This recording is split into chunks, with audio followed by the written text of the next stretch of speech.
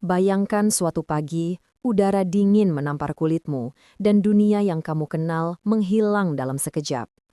Tanpa pernah memilih, tanpa pernah bersiap, kamu didorong ke dalam barisan panjang manusia yang tatapannya kosong, seolah mereka meninggalkan harapan di belakang mereka.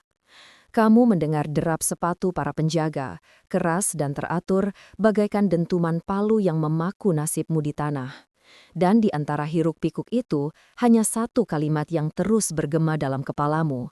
Berapa lama aku bisa bertahan? Pertanyaan itu bukan sekedar tentang fisik.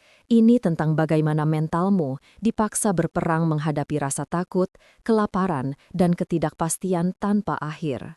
Di tempat di mana waktu seolah berhenti dan setiap langkah bisa menjadi hari terakhirmu, kamu tak hanya berjuang untuk hidup, kamu berjuang untuk tetap menjadi manusia. Seandainya kamu dipaksa masuk ke kamp konsentrasi Jerman pada masa itu, apakah kamu kuat menanggung semuanya?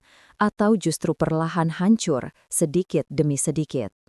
Halo pejuang cerita sejarah, selamat datang kembali di War Story, tempat di mana kisah-kisah perang, tragedi, dan perjuangan manusia diceritakan dengan sudut pandang paling mendalam.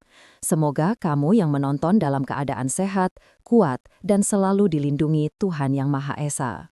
Sebelum kita masuk ke cerita yang sangat emosional ini, jangan lupa subscribe channel War Story, aktifkan loncengnya, dan tinggalkan komentar di bawah tentang pendapatmu.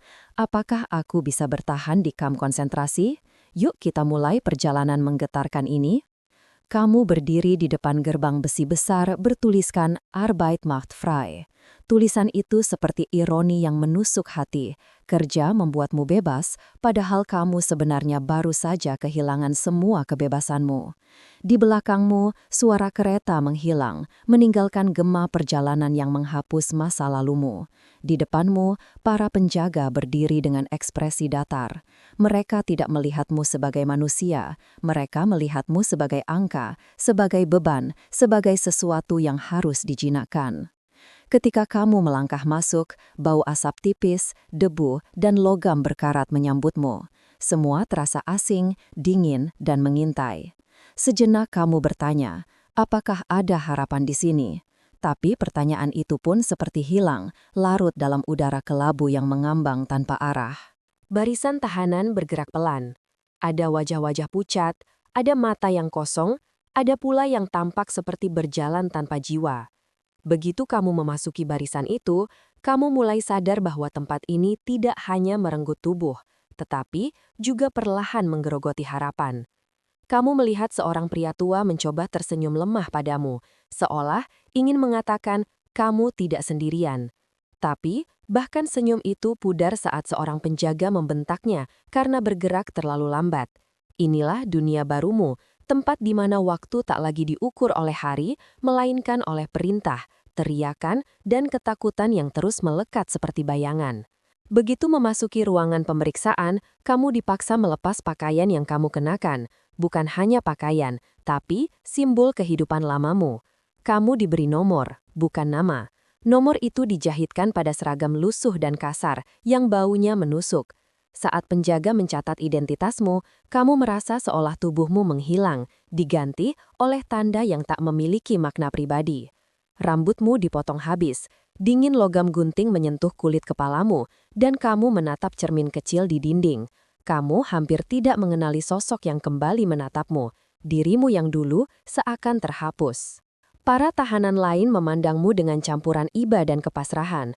Mereka tahu apa yang akan kamu hadapi. Kamu diberi sepatu kayu yang keras, terlalu kecil untuk kaki, atau terlalu besar hingga sulit melangkah.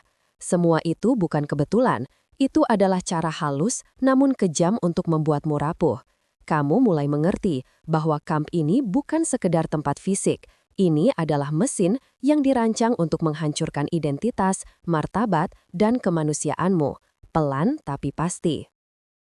Setiap pagi, kamu dibangunkan oleh teriakan. Bukan suara yang manusiawi, tetapi seperti dentuman yang merobek mimpi. Kamu harus berlari ke lapangan apel, berdiri sejajar dalam dingin menusuk, kadang selama berjam-jam tanpa bergerak. Jika seseorang pingsan, barisan dipaksa tetap berdiri sampai ia dibangunkan atau diseret oleh penjaga. Kamu merasakan kakimu bergetar, bukan hanya karena dingin, tapi karena perutmu kosong. Sarapan hanya sepotong roti keras dan secangkir air keruh. Namun kamu tetap memakannya, bukan karena lapar, tapi karena tubuhmu membutuhkannya untuk bertahan. Kerja paksa dimulai setelah itu, mengangkat batu, menyeret barang, membangun struktur yang entah apa tujuannya. Kamu melakukannya dalam ritme yang sudah terlalu sering dipaksakan, cepat, kasar, dan tanpa keluhan. Jika kamu lambat, suara cambuk menjadi pemingat bahwa rasa sakit selalu mengintai. Namun yang paling melelahkan bukanlah fisik, melainkan mental. Setiap hari terasa sama. Tidak ada waktu, tidak ada hari libur, tidak ada jeda untuk berharap. Hanya kerja, dingin, dan ketakutan yang menjadi rutinitas. Di kamp ini, hidup bukan soal kuat, tapi soal keberuntungan. Siapa yang mendapatkan tugas kerja yang lebih ringan, siapa yang diberi sedikit sup lebih banyak, siapa yang kebetulan tidak menarik perhatian penjaga. Kamu cepat belajar bahwa berbagi adalah mata uang paling berharga. Ada tahanan yang diam-diam memberikanmu setengah sendok sup, bantuan kecil yang terasa seperti anugerah. Kamu membalas dengan cara lain, mungkin dengan menggeser posisimu agar ia mendapat tempat duduk yang lebih hangat. Hal-hal kecil seperti itu bisa menjadi alasan seseorang bertahan 1 hari lagi. Namun tidak semua orang seberuntung itu. Kamu menyaksikan beberapa tahanan yang perlahan kehilangan semangat hidup.